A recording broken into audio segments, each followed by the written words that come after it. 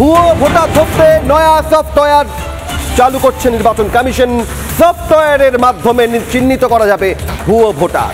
Commission কাজ আরো সহজ করতে এই উদ্যোগ নিয়েছে। ইন্দ্রাশিস আরো জানাবে বিস্তারিত। ইন্দ্রাশিস, এর আগে বিএলও অ্যাপ, বুথ লেভেল অফিসারদের জন্য অ্যাপ চালু হয়েছিল, যে অ্যাপের পাসওয়ার্ড লগইন আইডির জন্য চাপ দেওয়া হচ্ছিল শেয়ার করার। আর এবার নয়া সফটওয়্যারের মাধ্যমে ভুয়ো ভোটার কিভাবে চিহ্নিত হবে?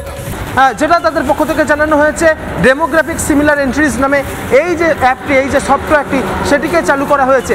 এবং সেখানে দাঁড়িয়ে যে সমস্ত মৃত ভোটাররা রয়েছে, যে সমস্ত ভুয়ো ভোটারেরা রয়েছে, তাদের পরিসংখ্যান এবং তাদেরকে চিহ্নিতকরণের প্রক্রিয়াটা মূলত করা হবে। এবং সেখানে যে সমস্ত টেকনোলজির ইউজ করা হচ্ছে এবং টেকনিক্যাল সাপোর্টার যারা রয়েছে, টেকনিক্যাল এক্সপার্ট যারা রয়েছে, তাদেরকে মূলত এই ক্ষেত্রে ব্যবহার করা হবে বলেই নির্বাচন কমিশন সূত্রে জানা যাচ্ছে।